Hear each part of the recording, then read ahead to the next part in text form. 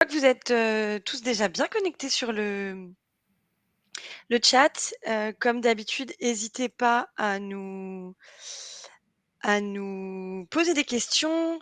On va attendre une petite minute que les retardataires se connectent et merci à tous, de nous rejoindre ce matin pour parler du ROI, donc basiquement un peu le retour sur investissement de la stratégie cyber lorsqu'elle est pilotée par les risques. Alors c'est un vaste programme. Je veux pas, vous décevoir d'entrée de jeu, mais on va pas pouvoir tout aborder. On va aborder un certain nombre de points. On va essayer de vous présenter aussi une méthodologie, qui est portée par, une solution aujourd'hui. On va rentrer dans ce détail-là. N'hésitez pas à nous poser des questions et puis avant qu'on commence, est-ce que vous pouvez mettre qui vous êtes, enfin, en tout cas votre fonction pour que nous, on ait une petite idée de notre audience. Et puis, dans un souci d'accessibilité, on a activé la transcription. Donc je vous avoue que c'est très bizarre pour moi de me lire en même temps que je parle, mais je crois qu'il est vraiment essentiel et on est convaincu de ça au sein de la robe numérique, de rendre nos contenus toujours plus accessibles. Donc, un petit peu de transcription, notamment pour, les personnes qui n'ont pas accès aux audios. Voilà.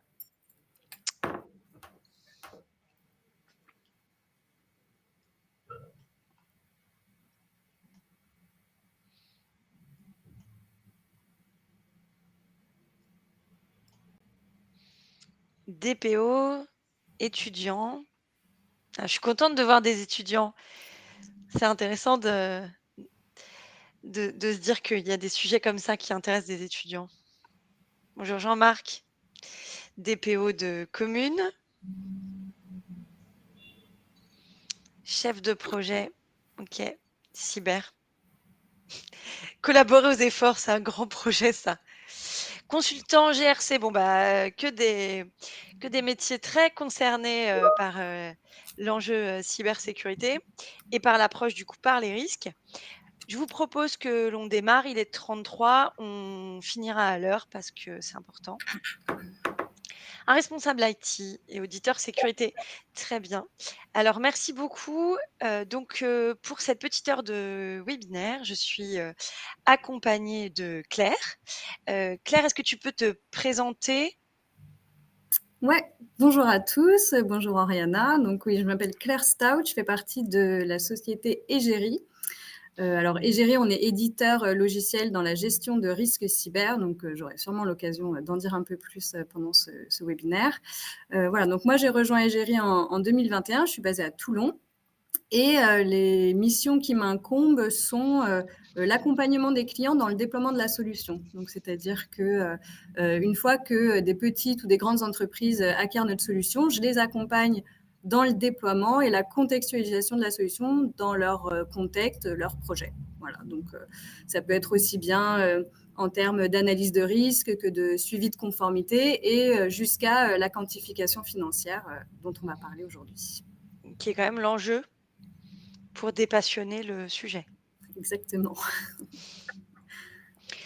Alors, au sommaire, une brève introduction. L'importance de la quantification, du risque cyber, c'est aussi pour montrer, les enjeux qui gouvernent la cybersécurité aujourd'hui.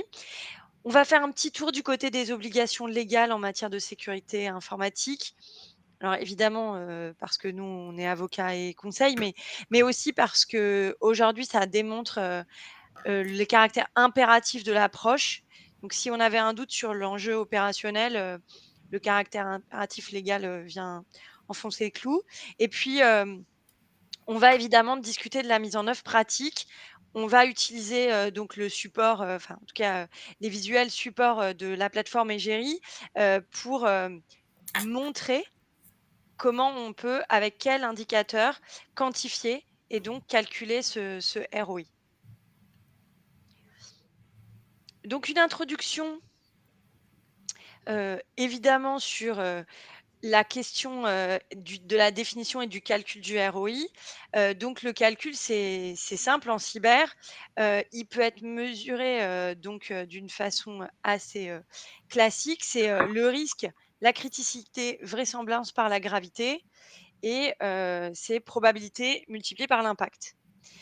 Aujourd'hui, travailler sur la vraisemblance du risque, travailler sur sa criticité au regard de l'organisation, c'est un enjeu majeur, c'est l'objectif même, pour arriver à parler aux plus hautes instances. Hem, Est-ce que là, Claire, notamment, tu as un regard à apporter sur cet aspect, sur cette définition, sur, les critères que vous pouvez, vous mettre en œuvre ou qui vous sont remontés par vos utilisateurs? Ouais, alors en fait, c'est vrai que, enfin, l'enjeu d'une analyse de risque, finalement, ça va être de se dire, est-ce que j'accepte ou non le risque? Et comment je sais si j'accepte ou non le risque? Eh bien, je vais travailler sur définir une vraisemblance, définir une gravité. Et pour ça, en fait, on utilise des méthodologies, voilà, connues, BioCRM, ISO 275, etc., qui sont finalement des méthodologies qui permettent d'apprécier le risque de façon qualitative. Voilà, on va pouvoir dire j'ai un risque à 3, j'ai un risque rouge, etc. Mais là, l'idée en fait d'introduire finalement la quantification financière, ça va être de définir cette vraisemblance et cette gravité en termes, enfin la gravité notamment en termes d'impact financier. Parce que ce qu'on dit souvent, nous, chez Egeri, on dit le risque cyber n'existe pas. En fait, ce qui existe, ça va être les risques d'origine cyber. Mais les risques finalement qui existent, ça va être les risques métiers. Quels sont les risques qui vont avoir un impact sur les performances de mon entreprise? Et comment je peux traduire finalement cet impact sur mes performances? Ça va être en parlant d'impact financier.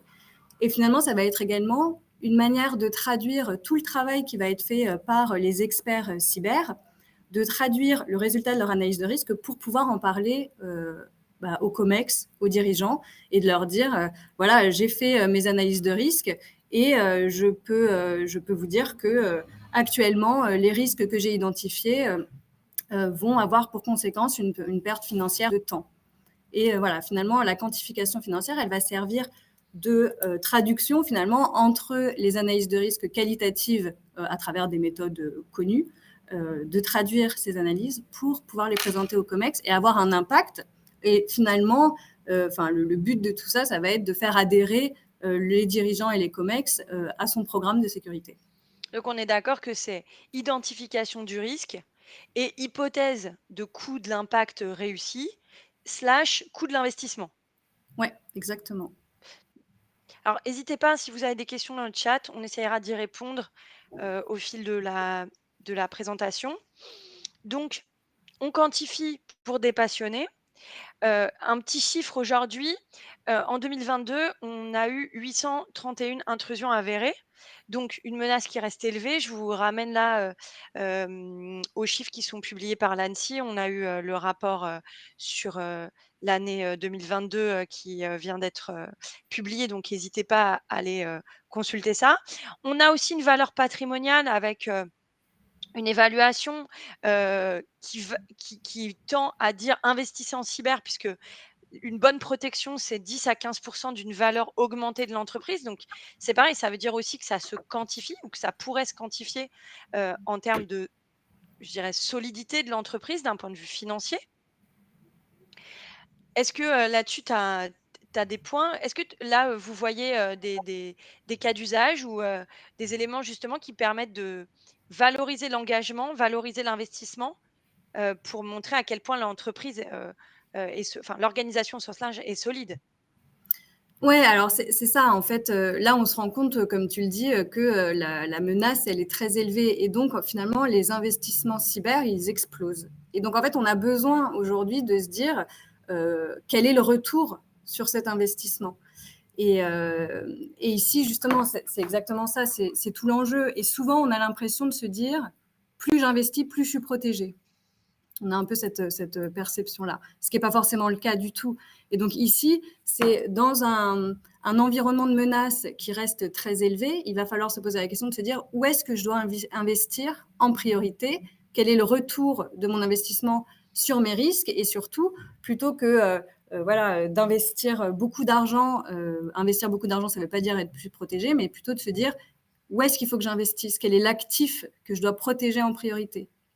OK, donc le retour sur investissement de ce point de vue-là, ce serait vraiment, en fait, ce qui était critique, je l'ai couvert. Donc mon investissement, en réalité, il est ciblé sur une menace précise Mmh, pour répondre à un risque précis et qui oui, permet de renforcer ma solidité en tant qu'organisation. Parce que si le risque se réalise, en réalité, j'ai déjà couvert une partie de son impact et donc, bah, finalement, miser sur moi, investisseur, parce que moi, je suis solide, quoi. exactement. Et parce que j'ai investi sur des mesures de sécurité qui vont me permettre de réduire les risques qui ont un impact le plus fort, le plus critique sur mes performances. Alors, peut aussi voir, sous l'angle social, sociétal, l'investissement cyber, comme on pourrait voir, un investissement, dans des mesures, enfin, en tout cas, qui sont obligatoires aujourd'hui, mais sur l'aspect RSE, écologie et cetera. Est-ce que ça, c'est quelque chose qui remonte parfois ou très rarement? Parce qu'il y a aussi cette idée que finalement, on a une responsabilité à ce que les données qu'on nous confie, moi je vais prendre la casquette données perso, mais Mmh. et même toutes les autres, ne soient pas divulguées, ne soient pas accessibles à des cybercriminels en vue de la réalisation d'escroqueries et cetera ou déstabilisation plus largement. Hem, Cet enjeu-là, au-delà du financier, parce que tout n'est pas une question d'argent, est-ce que ça aussi vous le voyez, parfois évoqué? Oui, parce que ça peut avoir des conséquences sur l'image de l'entreprise. Ça, c'est un vrai critère également d'impact qui est pris en compte. C'est l'image. Là, on voit aujourd'hui avec toutes les attaques qui se produisent, on a un réel enjeu de l'image que je renvoie de mon entreprise. Et en fait, elle peut également être traduite en perte financière. De toute manière, on va toujours traduire tous ces impacts-là on va toujours pouvoir les quantifier financièrement. Et donc oui, au niveau social, tout ce qui est réputation, image de marque, ça prend de la place. Et puis évidemment tout le côté sanctions aussi, voilà, sanctions financières qu'on va devoir dont on va devoir s'acquitter lorsque des pertes de données personnelles, par exemple, surviennent. Alors justement, arriver à quantifier le risque, c'est aussi, quantifier lorsque, une cyberattaque réussit Mm. et donc c'est la perte. Alors, quelques chiffres, ISCOC 2020, qui parlait de, 52 000, entre 52 000 et 200 000 pour un total, de plus de 3,86 millions de dollars sur l'année 2020. Heu, il y a d'autres enquêtes qu'on vous nomme, enfin qu'on vous présente dans le support qu'on vous adressera, hein, qui est disponible, après coup, donc vous retrouverez ces chiffres et les sources. Qu'est-ce que ça t'évoque ça, aujourd'hui, ce type de chiffres, quand tu vois par exemple, vis-à-vis du ratio d'investissement? Parce que si, une attaque réussie me coûte 200 000, elle me coûte 200 000 à un instant T, parce que je vais payer des gens, parce que peut-être je vais payer une rançon, parce que, je vais, devoir, réaliser des corrections, payer Mhm. des avocats pour faire, des déclarations. Je vais avoir un préjudice d'image. Ça, c'est mon coût aujourd'hui. Il y a un coût dans le temps puisque c'est un peu un caillou dans la mare et donc il va y avoir des ondes de choc sur, une cyberattaque réussie. Qu'est-ce que ça t'évoque toi lorsque, on te dit ça? Vis-à-vis de ce que tu vois, dans le déploiement des outils et de la méthodologie, EBIOS? Alors, EBIOS, je ne sais pas, en tout cas, ce que je vois là, c'est que justement, la méthode FAIR, en tout cas, qui est la méthodologie de quantification financière que nous, on a intégrée en complément des méthodologies, comme je disais, qualitatives, justement, elle va prendre en compte tous ces impacts enfin, ces impacts financiers, puisque la méthode FAIR, elle va vraiment distinguer les pertes financières directes. Donc, par exemple, je prends l'exemple d'un ransomware, l'impact direct d'un ransomware, ça va être l'interruption de ma productivité, le remplacement de mon matériel, etc. Et prend en compte également les pertes indirectes, donc toutes les pertes, c'est-à-dire je vais devoir, si j'avais des données personnelles, je vais devoir en informer la CNIL, etc. Donc, tout ça pour dire que finalement, la meilleure façon de quantifier son risque, ça va être de prendre en compte tous ces éléments-là. Et c'est pour ça qu'on a intégré la méthode FAIR qui, justement, arrive à décomposer ces risques-là en prenant en compte tous ces éléments. Et donc, j'arrive à avoir une idée précise et une fourchette finalement précise des pertes financières que je vais pouvoir identifier. Et donc éviter si j'implémente un certain nombre de solutions. Exactement. Et en fait, exactement. Et l'idée, en fait, tout l'idée ensuite, ça va être en sachant ces pertes financières-là, toujours l'idée, ça va être de dire quelles sont les mesures de sécurité que je vais pouvoir mettre en place en priorité, quelle va être finalement l'incidence des mesures de sécurité sur ces pertes financières-là. Est-ce que si je construis un plan de traitement, de combien ça va me permettre de réduire la perte financière estimée si la cyberattaque réussit? C'est ça tout l'enjeu, en fait. Et donc, de créer ces plans d'action et de construire son investissement en fonction de l'impact réel sur ces pertes estimées de ma cyberattaque. Alors, si on fait un petit tour au niveau des obligations légales, on en a énormément. Je vais être assez rapide dessus puisque le but, c'est pas que je vous assène d'obligations. Alors évidemment, on a la loi informatique et liberté, on n'en parlera jamais assez. Vous avez des obligations notamment sur l'intégrité, la confidentialité et l'accès à la donnée. Donc là, vous retrouvez classiquement la loi informatique et liberté de 78 modifiée par le RGPD notamment et les décrets qui ont suivi. On a aussi des dispositions sur les droits des utilisateurs en ligne dans la loi pour la confiance numérique de 2004. Donc tout ça n'est quand même pas très enfin, c'est assez, ça a plus de 10 ans, hein, donc voilà, 78, on n'en parle même pas. On a des dispositions sur la vidéoprotection, l'utilisation des systèmes de vidéosurveillance et donc les mesures à prendre sur ces aspects dans une loi de 2010.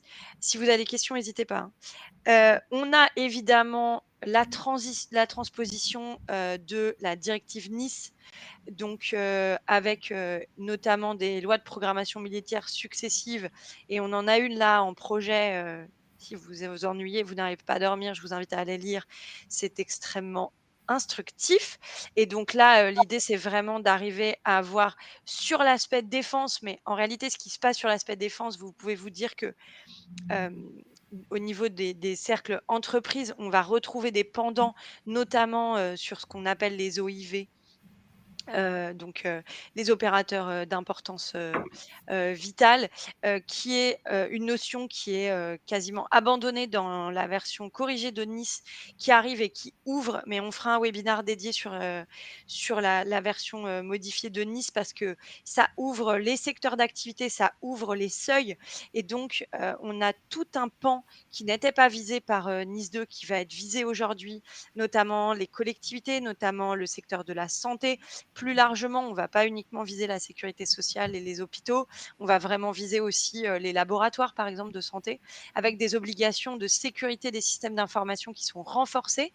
On n'a pas tous les seuils, notamment, je pense aux collectivités territoriales à date, mais dans la loi de transposition, il y aura les seuils et la loi de transposition, elle arrivera. Alors je crois que la date en tête, c'est 2025, c'est octobre ou novembre 2025, donc ça va arriver assez vite et les projets dont on parle en termes de sécurité des systèmes d'information sont des projets de temps long. Donc il faut avoir ces obligations en tête. On a également, oui, alors Nice, on me dit, Nice et sa déclinaison DORA pour le secteur financier.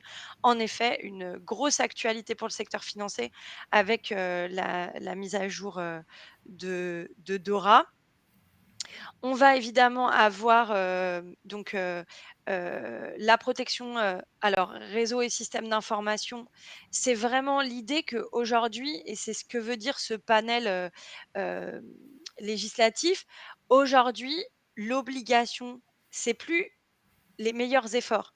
C'est plus: «Merci de faire vos meilleurs efforts pour garantir la sécurité des systèmes d'information». C'est: «Mettez tout en œuvre» et aujourd'hui, l'état de l'art nous permet de mettre des mesures en œuvre. Donc, il n'y a plus d'excuses possibles à ne pas avoir mis en œuvre au regard des investissements qui sont possibles de l'enjeu vis-à-vis des données et de ce que vous risquez pour l'entreprise. Donc, aujourd'hui, c'est plus une potentialité. Le risque, il est réel, il n'est pas potentiel, il arrivera. Donc, il n'est plus possible de dire je ne me on verra quand ça m'arrivera ou est-ce que si ça m'arrive, ça arrivera. Donc, on doit prendre les dispositions et le cadre réglementaire aujourd'hui qui impose notamment des obligations de pseudonymisation, d'anonymisation, de chiffrement dans certains cas, toutes les dispositions qui vont être obligatoires sur notamment la création de procédures internes de l'accès à la donnée, les niveaux d'habilitation, le respect des règles d'hygiène de l'ANSSI. Vous pouvez aussi retrouver des règles d'hygiène en matière données perso de la CNIL. Toutes ces obligations-là, toute leur transposition, même dans ce qu'on va appeler le droit souple, hein, c'est-à-dire les guidelines que vous allez avoir, qui vont préciser certaines notions, qui vont donner des modalités, des cas pratiques et des réponses sur comment mettre en œuvre telle ou telle solution. Aujourd'hui, vous devez les prendre en compte. Une récente, d'ailleurs, décision concernant Free rappelle le caractère hem, contraignant de ce droit souple. Donc ces guides et règles qui sont édictées ou qui viennent compléter et interpréter la loi, vous sont opposables. Donc prenez-les, lisez-les, essayez de les comprendre, voir comment vous pouvez les transcrire dans votre organisation. On a fait un petit slide pour rappeler les obligations, enfin, que derrière une obligation, il y a une sanction en cas de non-respect de sécurité. On a, des sanctions administratives, donc vous connaissez bien, qui sont celles, du RGPD notamment. On va avoir, des sanctions pénales, notamment avec, des peines de prison et des amendes qui peuvent être vraiment importantes en cas de non-respect, des obligations de sécurité. On va avoir, des obligations dans le cadre de Nice 2 avec, pour, donc ces organisations essentielles, mais on va voir le pendant sur la version corrigée de Nice 2, pour, les organisations non essentielles aujourd'hui et donc avec des seuils, revus. On va avoir, la possibilité de mise en demeure, d'appliquer une règle, notamment dans le cadre de la LPM, donc la loi de programmation militaire. On a, aussi, donc on vous a cité là, 2 exemples de sanctions extrêmement élevées avec, plus de 266 millions pour British Airways et 630 millions d'euros pour Equifax, donc c'est en 2019. En France, on peut citer, une décision, à l'encontre de notamment Infogreffe pour le défaut de sécurité des données. On a aussi dans le cadre de défaut de sécurité des données des médecins libéraux qui ont été sanctionnés. Pour non-respect, des procédures de déclaration des failles et le non-respect, même d'un minimum d'hygiène, en termes de sécurité des données. Donc c'est pas, des cas, isolés, ce sont des cas qui touchent, vraiment, du médecin libéral à, la grande entreprise, donc on a vraiment un panel hyper important, et hyper large de possibilités de sanctions. Là, on a eu, une série, de sanctions, dans, la sanction simplifiée de la CNIL, notamment sur la sécurité. Donc c'est des sanctions qui sont des sanctions financières de 20 000 €, qui ne donnent pas lieu à publicité, mais dont la CNIL fait quand même une synthèse et qui a visé un certain nombre d'organisations et certaines sur ce volet, heu, du défaut d'obligation de sécurité. Donc à minima, ce qu'on pourrait mettre déjà dans le calcul du ROI, c'est éviter une sanction de 20 000.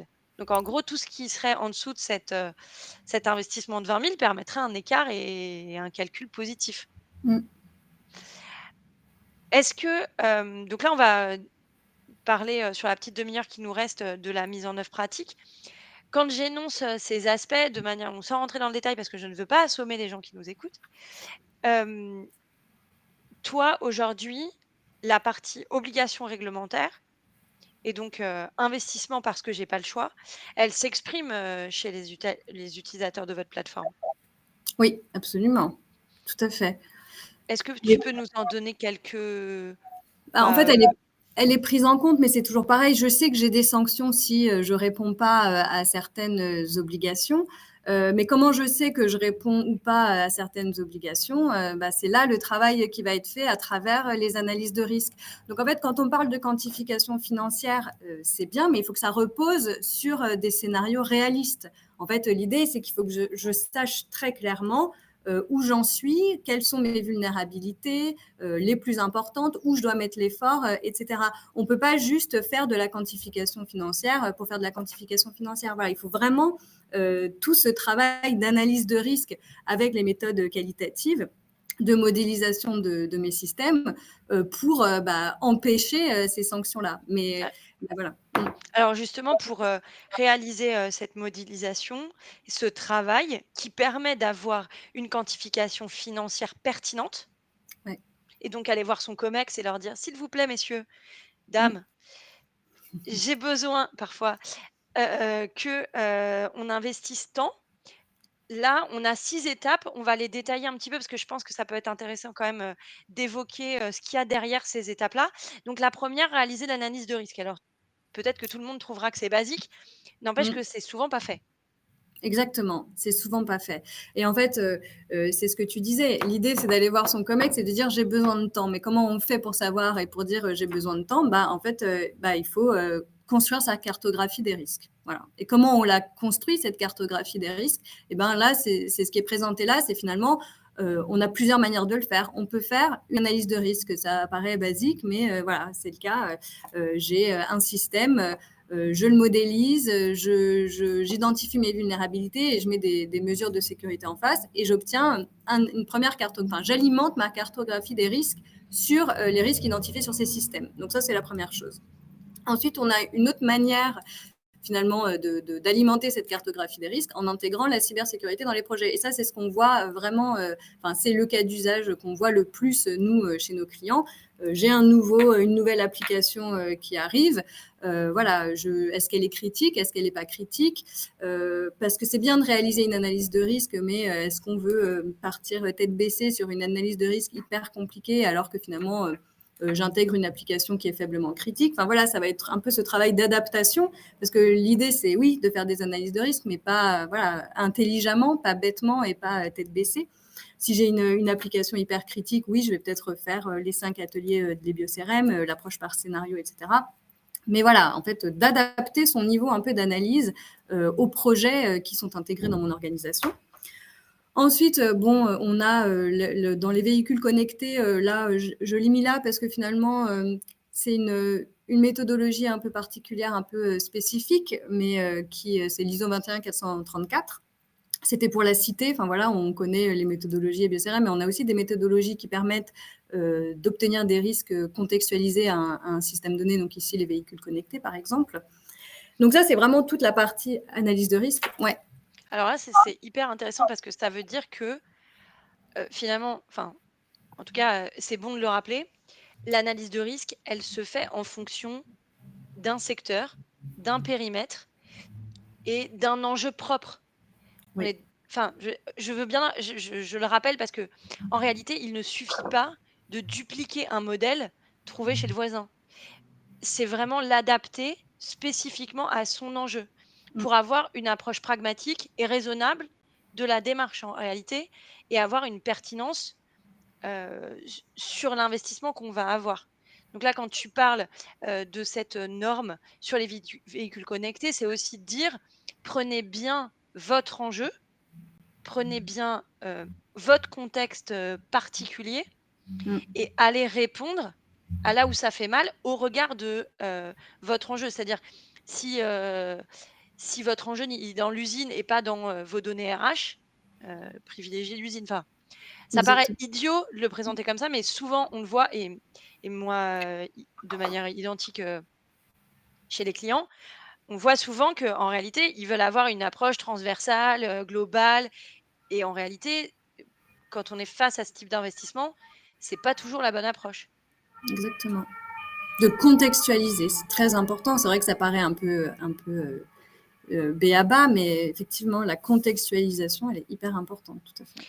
Dans le cadre enfin, avant on évoque les 3 qui restent, hem, quand tu, quand tu donnes ces 3 étapes, heu, hormis la dernière sur l'intégration de la cyber dans les projets et l'analyse de risque, est-ce que tu vois, dans les cas que tu traites, dans les cas d'usage, est-ce que tu vois, une approche qui serait, soit l'une, soit l'autre, soit, la plupart du temps, tu vois les 2 de manière concomitante? C'est-à-dire, finalement, c'est, avec le niveau de maturité?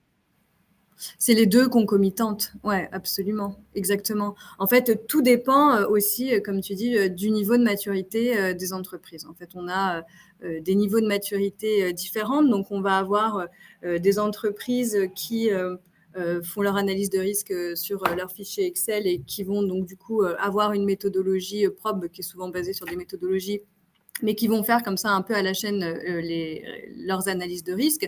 Mais nous, on essaye de les emmener vraiment sur, dans le cas d'usage, intégrer la cybersécurité dans les projets pour justement casser cette manière de reproduire un peu ces analyses de risque-là et vraiment de les adapter. Donc, l'intégration de la cybersécurité dans les projets, c'est ce que nous, on essaye d'emmener, en tout cas nos clients de plus en plus vers ce cas d'usage-là.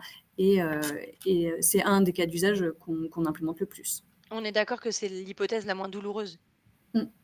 Parce que c'est un peu au fil de l'eau quand même. Oui. Alors pour, aborder les 3 autres, points donc, qui sont donc, je te laisse, présenter ces tes points, mais avant tout mesurer la sécurité de ses sous-traitants et fournisseurs, c'est un vaste sujet ça, hein? Oui, bah, en fait, c'est plus orienté du coup, finalement ici, conformité. Parce qu'on parle, d'analyse de risque, mais en fait, ce qu'on voit quand même aussi souvent, c'est que finalement, pour des entreprises qui sont peu matures, la première étape, ça va être, la mise en conformité, l'état de conformité. Est-ce que je suis conforme ou pas, à un référentiel donné, l'ISO 27002 par exemple, à ma PSSI interne? Ça va être un peu le point de départ ça, de dire où j'en suis aujourd'hui et en fonction du résultat, ils vont se dire bah, soit je suis bon ou soit je suis moins bon. Et dans ces cas-là, je vais peut-être faire des analyses de risque. Enfin, voilà, il y a un peu, suivant la maturité des entreprises, il y a un peu ces deux profils qui se dessinent là. Mais finalement, peu importe, on peut très bien commencer par un assessment de sa conformité. On a une liste d'exigences. Est-ce que je suis bon, pas bon? Et en fait, petit à petit, commencer par mettre des risques en face aussi, des risques de non-conformité. Bon, bah, je vois que là, je suis pas bon. Finalement, quel va être l'impact? Et en fait, on va commencer avec des risques qui vont être un peu haut niveau, peut-être des risques un peu macro. J'ai mes exigences, j'ai des risques en face un peu macro, puis ensuite, au fil de l'eau et quand je vais gagner en maturité, je vais pouvoir décliner ces risques un peu haut niveau en risques un peu plus opérationnels et techniques à travers les analyses de risque. Donc, c'est un peu un autre bout, en fait, pour toujours pareil, parce que la finalité, à la fin, c'est d'avoir un peu cette vue globale de ma cartographie des risques. Est-ce que c'est aussi une manière de démarrer une feuille de route? Ouais, exactement.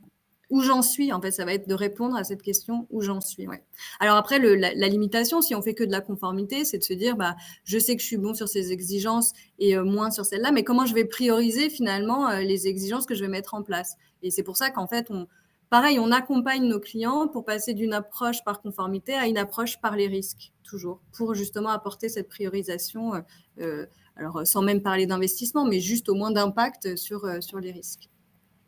Ce qui permet d'arriver à ton point 5, qui est du coup lié à la mesure du niveau de sécurité de l'orga. Exactement, on le fait pour les sous-traitants, on va le faire aussi exactement au niveau de son organisation, alors que ce soit au niveau groupe, au niveau entité, etc. L'idée, encore une fois, ça va être de commencer par savoir où j'en suis. Souvent, on a une PSSI groupe qu'on va décliner à nos entités et savoir bah, quelle entité est moins bonne, moins conforme à ma PSSI, sur quelles exigences en particulier. Ça va aider justement en fait à prioriser les exigences à mettre en place, où je dois mettre l'effort en priorité. Quelle entité et quelle exigence. Et du coup, le dernier point, qui rejoint celui des véhicules connectés, c'est le cas d'usage du système industriel. Hem, on est d'accord qu'en fait, la première des questions, c'est de savoir non pas où on a mal, mais où est-ce que ça va nous faire le plus mal? Ah toujours, ouais, exactement, c'est ça. Et on le fait aussi bien sur des applications, des systèmes, qu'au niveau système industriel. Alors avec des méthodologies différentes, des référentiels différents, mais finalement, la base est toujours commune. Tout à fait. Alors justement, en parlant de base commune, hem, quand on parle de risque, de mesure et de traitement, hem, quels, quels éléments tu pourrais nous remonter dans les éléments de réflexion qu'il faudrait utiliser, pour, approcher cette enfin, mettre en œuvre par les risques, cette démarche? Quels sont, les éléments que toi tu pourrais, nous donner comme illustration? Alors ici, ah tu es passé Pardon, déjà non, non. comme tu veux, mais en fait, c'est ça l'idée, ce qu'on a vu là juste avant, c'était en gros, comment je peux démarrer? Quel va être, mon point de départ pour obtenir ma cartographie des risques? Et ça, c'était les 6 points qu'on a vus juste avant. Mais, finalement, peu importe, encore une fois, le point de départ, l'idée, c'est bien qu'à la fin, j'ai une vision globale de mes risques et que je peux, en tant que RSSI, avoir cette vue transverse et globale de l'ensemble de mes risques, que ce soit des risques de non-conformité, des risques sur une application, etc. Pourquoi? Pour ensuite avoir des éléments et avoir surtout une vue sur quel est le ou les risques les plus critiques sur l'ensemble de mes entités, l'ensemble de mes systèmes, etc. Et une fois que j'ai cette vue-là, je vais pouvoir me dire, bah, je vois par exemple que le risque le plus critique sur l'ensemble des analyses de risque, il n'est pas traité. J'ai identifié des mesures de sécurité en face, mais ces mesures ne sont pas appliquées. Pourquoi, en fait? Voilà. L'idée, c'est vraiment en fait d'obtenir des informations pour une aide à la décision, une aide à la priorisation. Et c'est pour ça qu'on a besoin en fait d'avoir cette vue vraiment globale et transverse de tous les risques pour pouvoir prioriser les mesures à appliquer. Et de la même manière, on le voit là, on a également besoin de cette vue globale des mesures pour savoir bah, quelles sont toutes les mesures que j'ai identifiées, lesquelles j'ai mis en place aujourd'hui, combien ça m'a coûté, parce que c'est ça aussi l'enjeu, c'est d'avoir une vue, quel a été aujourd'hui mon investissement, combien j'ai dépensé pour avoir ce niveau de sécurité-là. Et puis dans la partie plan de traitement, c'est bah, combien va me coûter la réalisation de mes plans de traitement pour réduire mes risques plus critiques. Alors là-dessus, ce qu'il faut, aussi préciser, c'est que du coup, ça permet, d'objectiver l'investissement passé Mm. vis-à-vis du résultat. Ouais, Ce qui est quand même important parce qu'aujourd'hui, on fait des investissements qui sont potentiellement lourds, mais on ne les quantifie pas en termes, de retour sur investissement vis-à-vis du niveau attendu de sécurité. Est-ce qu'on est finalement vraiment au niveau qu'on souhaitait atteindre? mm. Exactement. Ce qui permet aussi de corriger et De donc corriger. d'abandonner des solutions si elles ne répondent plus aux besoins. On est d'accord? Exactement. Oui, on peut très bien imaginer, qu'on a dépensé énormément sur des mesures de sécurité qui finalement ont eu un impact assez faible sur, les risques que je considérais comme les plus critiques ou sur les risques qui finalement ont un impact plus important, sur le bon fonctionnement, de mon organisation.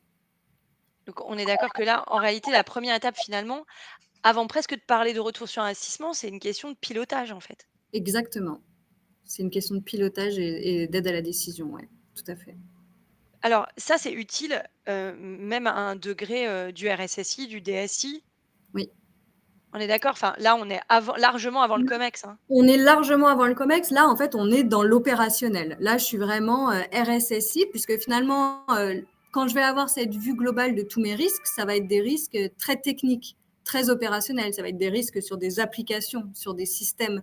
Enfin, c'est pas présentable à un COMEX parce que potentiellement, j'en ai fait 100 analyses de risques. Je vais en avoir 30 000. Et donc, je vais pas pouvoir dire, bah voilà, j'ai terminé. Voilà, j'ai 30 000 risques. Voilà, c'est juste, c'est pas, Débrouillez-vous avec ça. oui, c'est ça, c'est pas réaliste et encore une fois, en plus, les risques, à part leur dire: «J'ai, 30 risques, qui sont rouges», qu'est-ce que ça veut dire qu'ils sont rouges? Voilà, qu'est-ce que ça veut dire un risque à 4? Voilà, donc effectivement, ça, c'est vraiment on est au niveau du RSSI, au niveau du pilotage opérationnel et technique. Donc ça veut dire que là-dessus, si on se remet, dans un cas, de DSI, je construis mon budget.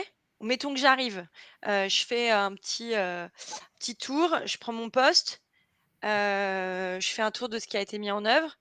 Je fais mon rapport d'étonnement en utilisant, ces éléments-là. et je dis: «Bah, l'investissement qui a représenté X du budget, en réalité, il a couvert des risques, divers, mais peut-être pas ceux qu'il fallait couvrir ou en tout cas pas ceux qui aujourd'hui sont à couvrir en priorité et donc Exactement. on réoriente, la stratégie pour Mmh. couvrir ces risques-là». Mmh mh. OK. Exactement. Donc ça donne des billes finalement au DSI, au RSSI pour, justifier de sa stratégie et quantifier en valeur l'investissement financier. Mmh. Lorsque tu dis: «On intègre les coûts associés», est-ce qu'on peut intégrer des coûts pluriannuels? Alors là, ça va être vraiment, des coûts d'implémentation, de, la mesure, de sécurité. Donc c'est enfin, c'est, combien me coûte l'implémentation de cette mesure?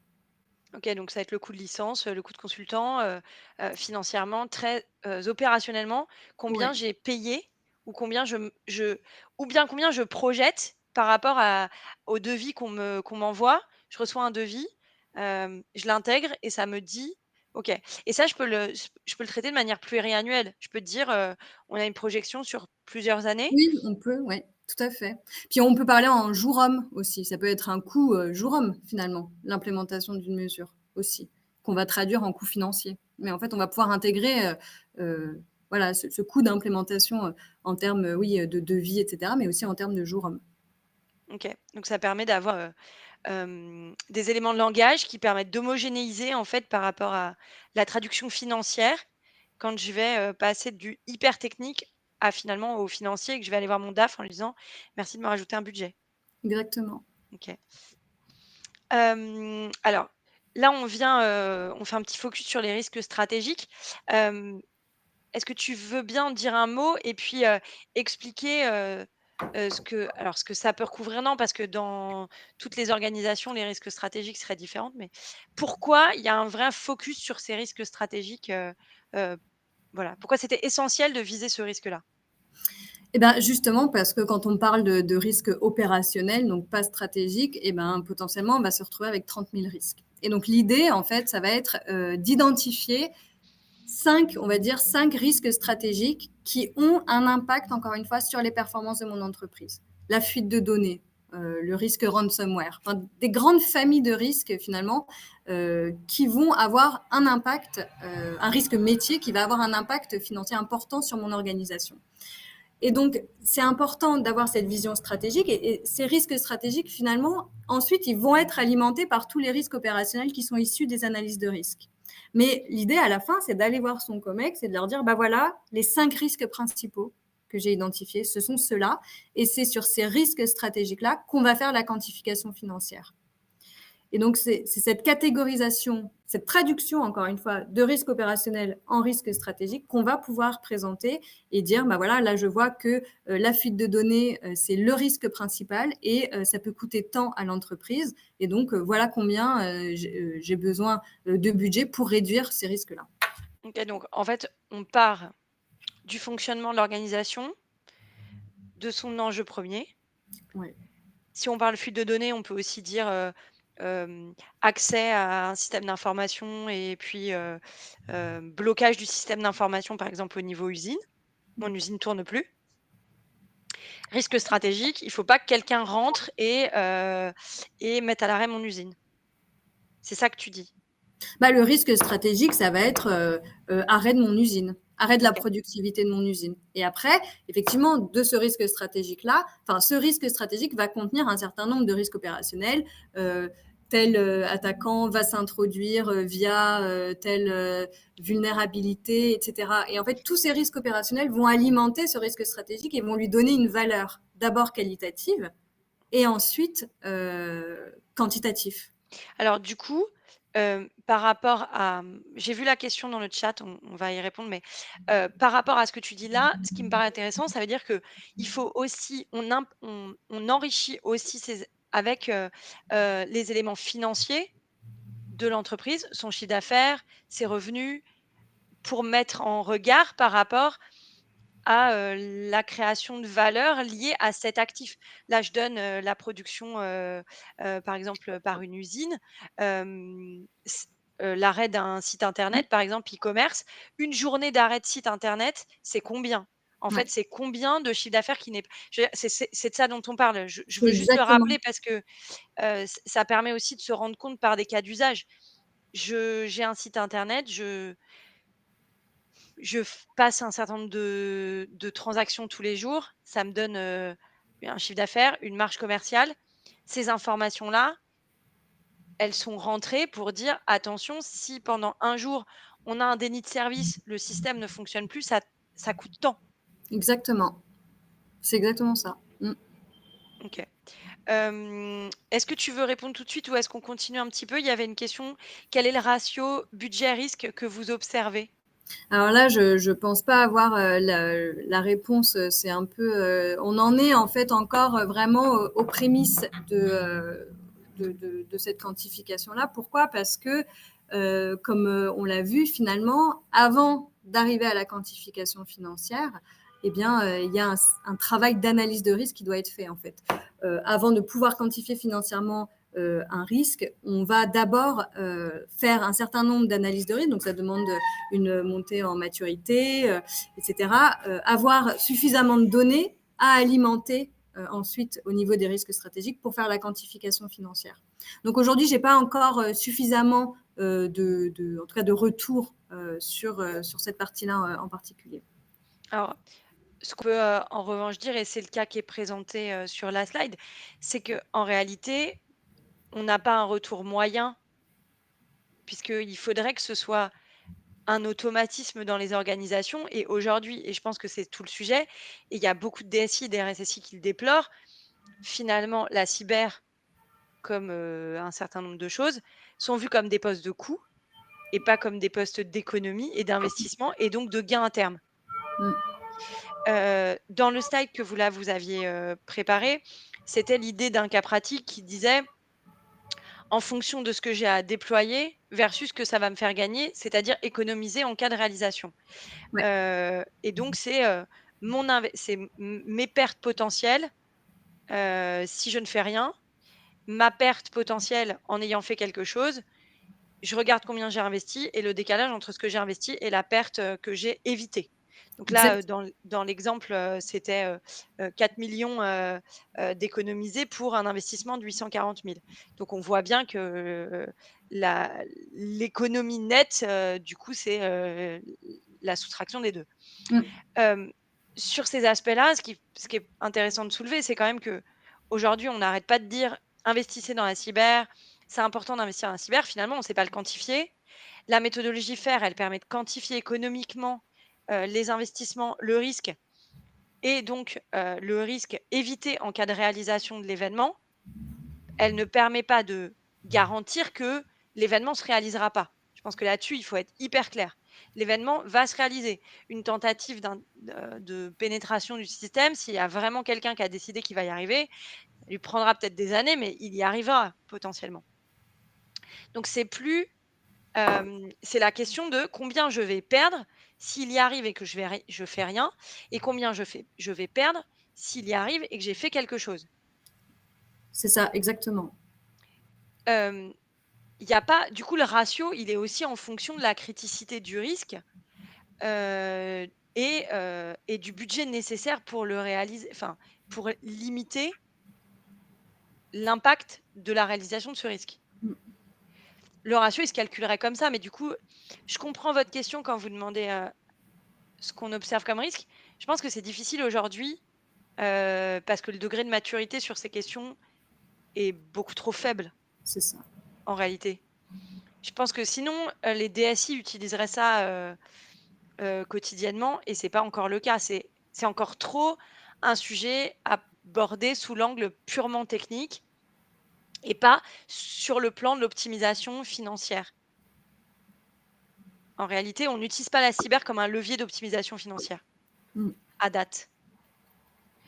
Est-ce que, dans les changements que tu vois, s'opérer, ça amène un certain soulagement lorsqu'on notamment, vu qu'on va parler du COMEX maintenant, heu Est-ce que, tu est-ce que les DSI avaient besoin ou ont besoin de ce langage-là pour arriver à être entendus par le COMEX? Et si oui, quand ils le font, hem, ils utilisent quels critères ou quels éléments, en fait, pour convaincre? En fait, ce qu'ils ont besoin, eux, surtout, c'est de justifier le budget. De dire, j'ai besoin. Enfin, ce qui était compliqué, en tout cas, c'était de dire j'ai besoin de temps et de ne pas réussir à l'expliquer, en fait, de manière précise. Et donc là, tout l'enjeu, c'est bien d'améliorer l'explicabilité de son programme de sécurité.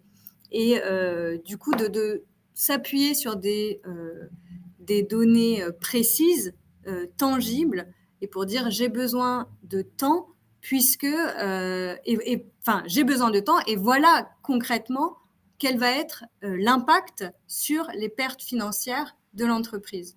Et en fait, c'est exactement ces indicateurs-là, en fait, qu'on essaye de mettre à disposition.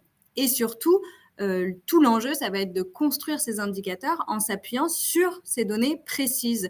C'est pour ça, en fait, qu'on a toujours pareil, ces deux niveaux, des risques stratégiques, des risques métiers qui vont porter l'impact financier, mais finalement, les mesures de sécurité que je vais mettre en place, elles vont être liées à des scénarios de risque très opérationnels. Et donc c'est ça, l'idée, c'est vraiment d'améliorer l'explicabilité de son programme de sécurité pour faire adhérer le COMEX à son programme de sécurité. Voilà. Et d'ailleurs, je crois que c'est dans le Nice 2 qu'il y a une partie sur les dirigeants doivent valider. Voilà. Alors, comment ils font pour valider? Eh bien, c'est en présentant des données qui sont précises. En effet, la version, notamment dans la version corrigée de Nice, qui du coup entrera en vigueur pas tout de suite puisqu'il nous faut une loi de transposition. Il y a effectivement, le fait qu'on doit porter à la connaissance des dirigeants et que le dirigeant doit, valider un plan. C'est-à-dire, il peut pas laisser ça sur la table, il peut pas décider de pas s'en occuper. Donc il faut trouver un moyen de communiquer entre, et de convaincre entre, la direction, le COMEX, les instantes, enfin ces instances-là et je dirais le technique. Il faut trouver un moyen de communiquer. Finalement, ces indicateurs sont des moyens, de communiquer, d'objectiver et de tracer l'impact et de matérialiser cet impact. Parce que moi je vois, et alors en conformité comme en approche, enfin nous on a une approche risque, mais lorsqu'on fait des projets de conformité, la question tout le temps qui revient c'est: «OK, mais ça me donne quoi?»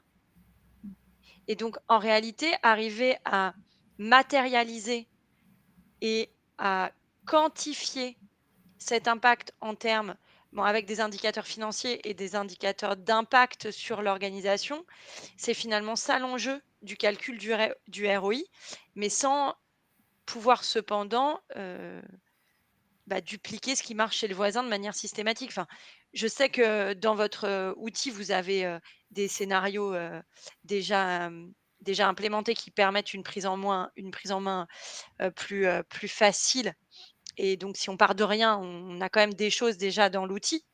On part donc jamais vraiment de rien du tout.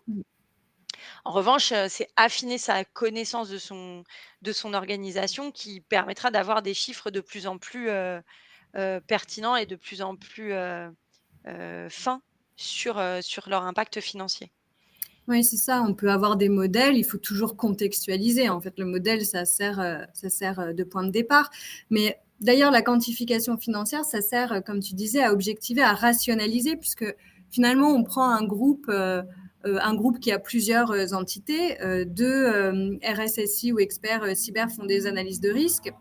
Avec les méthodologies qualitatives, ils vont définir une vraisemblance, une gravité, mais ça va être très subjectif, ça va vraiment être propre à leur interprétation.